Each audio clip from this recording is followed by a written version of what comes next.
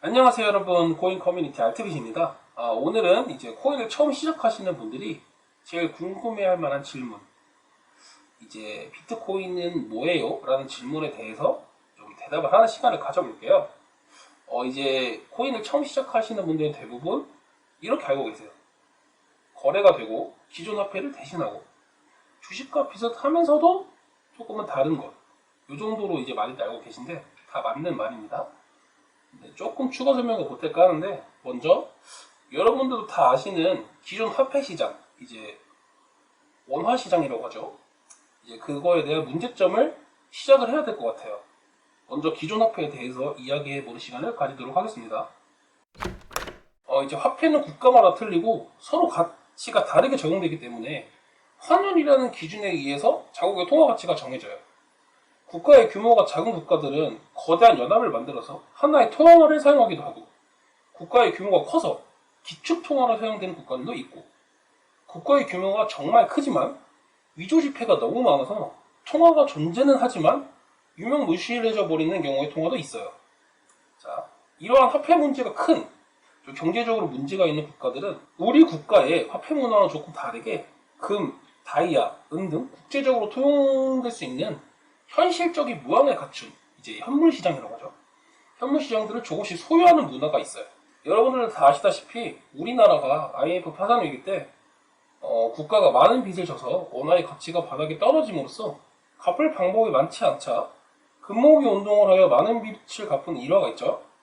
이처럼 기존 화폐에는 수많은 변동 요인이 수시로 작용하고 오랜 시간 동안 지구촌에서 벌어져온 경제적 문제들이 얽히고 설켜서 지속되어 온 문제들이 다 아물지 않은 채 기축통화라고 하죠. 이런 기축통화에만 의존하는 경향이 커서 국가의 규모가 큰 국가들은 자국의 통화 가치를 보존하거나 통제하기 쉬운 반면에 국가의 규모가 작은 소규모 국가들의 경우에는 통화 가치가 기축통화의 변수 요인에 의해 크게 결정되는 경우가 많습니다. 물론 당연히 다른 케이스도 존재합니다. 자국 지도자의 자질, 경제 수준, 민간 경제 문화, 여러 가지 요인이 있겠지만 이러한 특징들은 소규모 국가들 가진 특징이기 때문에 꼭 알아둬야 합니다. 혹여 양적 완화를 알고 계시나요? 이제 미국 정부와 일본 정부가 국가의 경제 성장률이 저하되고 경제가 부양되지 않자 자국의 통화를 직접 추가로 발행한 정책입니다. 원래는 소규모 국가에서 양적 완화를 한다면 인플레이션이 일어나 물가 상승, 집가 상승, 수출 경쟁력 저하 등으로 인해 국가 통화 가치에 큰 리스크가 있을 수 있으나 기축 통화들은 상대적으로 이러한 부담감이 덜한 편입니다. 또한 기존 화폐 시장은 최근 팬데믹 영향으로 인해 전 지구적인 물가 상승률과 인플레이션을 겪는 전 지구적 경제 질병을 앓고 있습니다. 포스트 팬데믹 현상이라고 하죠. 인간 소비가 위축되자 각 국가에서는 소비를 권장하여 경제를 다시 회복시키기 위해 통화를 풀다 보니 물가 상승률과 인플레이션이 이어졌고, 이로 인해 경제를 부양할 수 없는 소규모 국가의 경우 국가 부도가 나는 상황이 현재는 꽤 많이 보이고 있는 상황입니다. 베네수엘라 사건은 다들 아실 거라 알고 있습니다. 지금 현 미국 증시도 보기 드문 인플레이션을 겪고 있는 상황인데, 세계 화폐 시장이 정말 초간단히 설명할 이러한 상황이다 보니 기존 화폐 시장에 크게 불만을 품은 사람들이 이러한 화폐 시장의 단점을 보완하고자 만들어진 것이 가상화폐 시장, 즉 코인, 비트코인이라는 것입니다. 먼저 가상화폐가 어떻게 위의 문제를 해결할 수 있는가입니다. 먼저 가상화폐는 발행량을 통상적으로 정해놨습니다. 이해를 돕기 위해 비트코인을 기준으로 설명을 하겠습니다. 먼저 채굴에 대한 개념을 정말 간단하게, 저의 없는 지식으로 설명을 하자면, 비트코인이 블록체인이라는 기술로 인해 안정성과 보존성을 가진다는 점은 다들 알고 계실 거라 생각합니다. 블록체인을 유지하기 위해서는 어마어마한 데이터 연산치를 요구하게 되는데, 블록체인의 주체인 하나하나의 블록을 연산하는 것을 채굴의 개념이라고 보시면 됩니다. 이 데이터 연산에 기여한 채굴자에게 비트코인 측이 보상으로 주는 것인데, 결국 데이터 연산자는 데이터 양에 따른 비트코인을 대가로 제공받는 겁니다. 비트코인 측에서도 이렇게 보상을 주다 보니 채굴을 하는 인원이 많아져 주기적으로 주는 보상을 감소시키는 중인데, 이러한 행동을 반감기라고 표현합니다. 이러한 반감기를 거쳐 비트코인의 보상이 4년마다 보상치가 2분의 1씩 반감되며 시중에 계속 풀리는 겁니다. 그래서 현재 세 번째 반감기를 접어드는 지금은 연산 성공 시에 6.25개의 비트코인을 제공하고 있습니다. 비트코인은 최대 발행량을 2100만 개로 정해놓고 있는데, 현재는 약 1800만 개 정도가 시중에 나와 있는 상태입니다.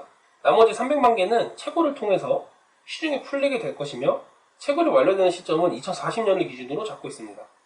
이러한 비트코인은 국가나 관세, 환율 등에 집중되는 것이 아닌 누가 발행된 2100만 개의 비트코인을 소유하는가에 대한 근본적인 희소성의 원칙과 가치성에 접근해서 가격이 매겨지기 때문에 국가가 펼치는 정책에 거의 영향을 받지 않습니다. 이 2100만 개의 희소성을 가지기 위해서 사람들이 거래를 하는 과정에 더 값비싼 가격을 치르게 되고 비트코인의 사용처와 중요성이 사회적으로 중요해지면서 비트코인의 가격이 점차 올라가게 되는 것입니다. 그렇다면 이런 문제점이 있습니다. 2100만 개가 있으면 2100만 개밖에 거래를 못하는데 개수가 너무 적은 거 아니에요? 이렇게 생각할 수 있는데 이는 데이터로 치환된 가치이기 때문에 2100만 개 중에 그 중에 한 개를 다시 만 단위로 쪼개서 0.0001개를 소유하실 수 있는 겁니다. 하지만 비트코인 한 개를 0.0001개로 쪼갠다고 비트코인 한 개의 전체적인 가치나 2100만 개 전체의 비트코인의 가치의 변동에는 전혀 변동이 없기 때문에 문제가 없다고 보시면 됩니다. 이처럼 지극히 이해관계적인 개인과 개인의 거래관에 의해서 가상화폐 가격이 정해지다 보니까 외부 요인에 대해 충격이 덜합니다. 기존 화폐 시장에서 정부와 은행이라는 제3자가 개입하여 가치가 달라지는 것과 달리 외부 요인에 대한 충격이 덜합니다. 가상화폐 시장의 블록체인은 기존의 정부와 은행이 하던 데이터의 보관과 열람을 개인이 전부 다 할 수 있다고 생각하시면 됩니다. 간단하게 설명해서 비밀 장부의 존재와 장부 교체의 사기 등이 완전히 불가능하게 된 것이지요. 시스템 전체를 해킹하지 않는 이상 필요 부분만 교체하여 사기치는 것이 이론적으로 아예 불가능합니다. 사실은 가능하긴 하지만 이걸 하기 위해서는 몇 조 단위의 실행 자금이 필요하기도 하고 결론은 안 하는 이만 못한 수준이라서 지금은 아예 불가능하다고 생각하시면 됩니다. 현재는 기축통화인 USDT로 대부분의 비트코인을 구입하고 있어 결국 비트코인도 달러 노름 아니냐라는 이런 비판을 하시는 분들이 계신데 비트코인 자체에 달러가 많이 들어가 있는 것 또한 사실이나 여러 개인의 이해관계와 자본이 들어가 있는 화폐이기 때문에 적어도 현재 미국 증시 영향을 기존 화폐 시장보다 충격을 덜 받는다는 것은 명확한 사실입니다. 비트코인도 지금 설명이 다 불가능한 많은 문제점들을 지니고 있으나 기존 화폐 시장처럼 문제점을 수정하기 위해서 여러 국가들의 이해관계가 개입하는 것이 아닌 가상화폐라는 본질 자체의 문제점을 수정하면 되는 편이라 문제점을 수정하기도 훨씬 수월하다는 장점이 있습니다. 이러한 정말 기본적인 이해관계에 의해서 비트코인이 가치를 가지게 되며 현재 가상화폐 시장이 기존 통화 시장의 문제점을 보완할 수 있다고 하여 점점 더 기대를 받고 있는 추세입니다. 그리고 이러한 최초의 코인이자 선발주자인 비트코인에 추가적인 기능을 설치하여 내놓은 가상화폐들을 통틀어서 알트코인이라고 하며 비트코인과 알트코인을 합쳐서 알트핏이라 코인 시장, 가상화폐 시장이라고 합니다. 비트코인은 어떻게 가치를 가지느냐는 추후 영상에서 설명하도록 하겠습니다.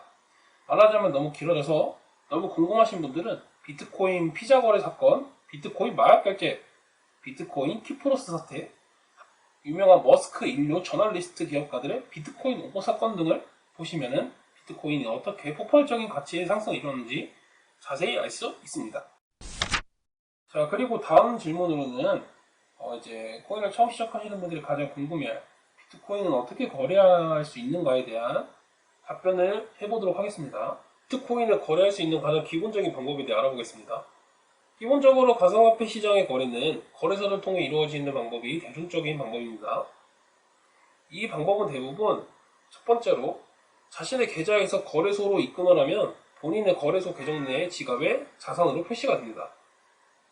자신의 계정에 표시된 자산을 이용하여 원하는 가상화폐를 구매할 수 있습니다. 거래소 내 거래를 위한 방법 및 준비해야 할 부분은 영상 하단 더보기 부분에 남겨놓겠습니다. 기본적으로는 계약은행에서 거래소로 입금을 할 때 수수료가 발생하지 않습니다. 하지만 코인의 구입, 판매하는 과정과 코인을 판매하여 거래소 내 원하는 자신의 계좌로 출금시킬 때 수수료가 발생합니다.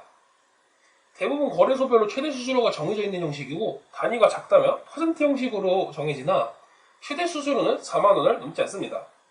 비싼 기준입니다. 그리고 거래소를 통한 거래가 아닌 지역과 지각 간의 거래에서는 거래소를 거치지 않아도 수수료가 발생하게 됩니다. 이는 이 거래가 발생한 A 소유자에서 B 소유자에게 넘어가는 노드를 다른 코인 이용자들에게 심는 과정에서 필요한 데이터를 연산한 채굴자에게 주는 정당한 보상이 됩니다. 또한 대중적이지 않은 방법이 있는데 이는 거래소에 상장되지 않은 코인을 구입하는 방법입니다. ICO나 IDO를 통해 받아오는 것이 대부분인데 IDO 사이트 대부분 추천되기도 하고 당첨되기도 힘듭니다. ICO 사이트는 해당 코인을 통하여 업체가 진행하고자 하는 프로젝트 내용을 백서로 확인할 수 있고 해당 프로젝트를 진행하기 위한 비용을 코인 발행을 통해서 충당합니다. 하지만 해당 프로젝트 자체가 거짓일 수도 있고 해당 프로젝트를 진행하는 사람이 진행하면서 모금액을 다르게 사용하는 경우도 있습니다. ICO 및 IDO를 통해서 구입하고자 하는 코인은 바로 거래가 가능한 상태가 아니며 해당 프로젝트를 진행하는 단체에서 각 거래소와 컨택을 통해 상장 여부가 결정됩니다. 상장 전 거래를 하는 경우가 간혹 존재합니다. 이러한 경우에는 개인 거래나 유니스와 팬케이크 수업 등으로 이러한 비상장 코인을 거래하게 됩니다. 이것은 통상적인 방법이 아닌 지갑과 지갑 간의 거래입니다. 대부분 ICO나 IDO 발행가보다 높은 금액에 거래되는 경우가 많습니다. 현실적인 비상장 코인 거래 방법은 해당 방법을 이용하시면 됩니다. 이러한 특징 때문에 기획거래소 같은 사기성을 띤 사이트나 부풀려진 가격 등이 있을 수 있습니다. 예를 들어서 진도지 코인이나 폭포스 코인 같은 예시가 있겠습니다. 이렇게 일확천금으로 땡길 수 있는 확률은 극히 낮은 편이라는 점을 염두에 두시고 본인이 정말 노력하여 정보를 많이 얻어서 확신이 생기면 일확천금을 누려볼 수 있는 것도 이 두 번째 방법입니다. 세 번째 방법은 접근성이 낮고 현재 이용하는 방법도 극소수에 불과한 방법이지만 토큰을 발행하는 게임에서 게임을 플레이하여 토큰을 채굴하는 과정을 하고 거래를 하는 것이 아닌 해당 게임을 통해 채굴한 토큰을 현금화할 수 있고 이 토큰을 다른 코인과 거래할 수 있는 방법이 현재 존재합니다. 예를 들어서 엑시 인피니트라는 유명한 코인 게임이 있는데 한번 알아보시면 되겠습니다. 또 요새는 또 게임과 NFT가 협업하여 게임 간의 재화를 이제 코인으로 대체할 수 있는 형식의 NFT 방식도 따로 존재하는데 이것 또한 여러분들이 자세하게 알아보시면 좋겠습니다. 그리고 가상화폐에 투자하기 위해서 코인과 관련된 정보를 얻을 수 있는 방법에는 여러 가지 방법이 있습니다. 국내 코인 뉴스를 검색하시는 방법과 해외 코인 뉴스를 번역하여 보시는 방법, 그리고 투자 정보처를 직접적으로 찾으시는 방법, 또한 코인 관련 트위터들을 검색하시는 방법, 아니면 여러 유튜버들이나 전문가, 블로거 등을 알아보셔서 정보를 수집하는 방법. 하지만 이 모든 방법들은 전부 알트빗에서 한번 해결이 가능하니 알트빗에 꼭 방문해 주시면 감사하겠습니다.